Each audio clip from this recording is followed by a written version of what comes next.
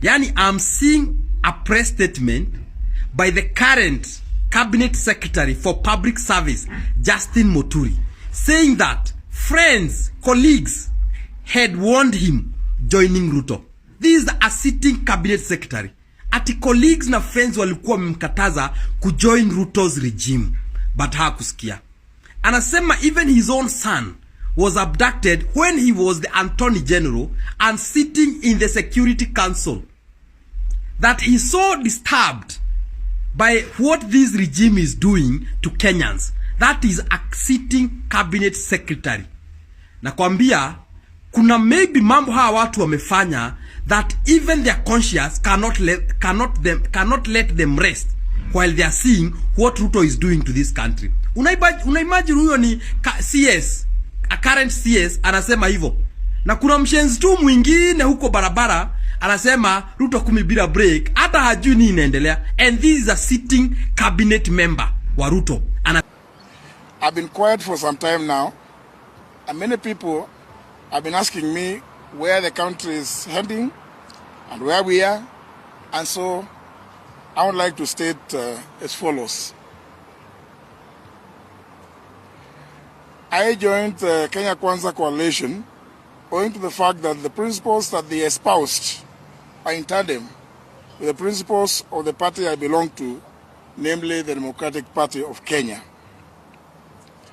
Many friends and political colleagues at the time warned me against joining the coalition, but at a personal level, I was persuaded that will be driven by the ideals and the values that the coalition stated as a hustler nation to do the best for the people of Kenya. One of the things we had accused the past regimes of was the existence of disappearances and extrajudicial killings of Kenyans, and we vowed that we would never, at our watch, condone or allow such. We stated this time and time again in the lead up to the last general election. Today, there has been a number of abductions and in some cases unexplained deaths since the Gen Z revolts of June last year.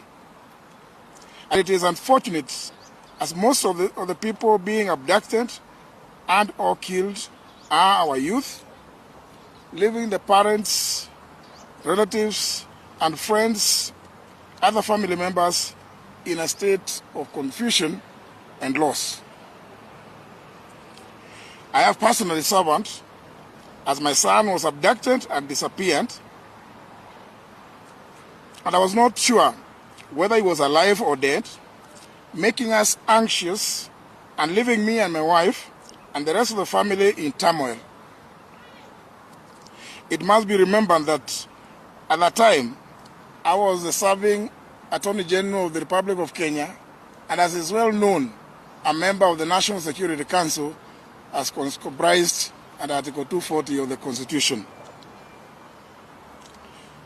Despite making several requests, I was unable to trace my son, and I made demands to all the levels of the security apparatus of the country.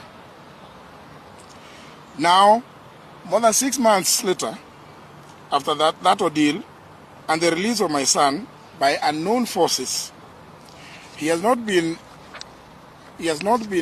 charged with any offense, and the government at all levels has not been able to give me any explanation or reasons as to his abduction by hooded armed gangsters.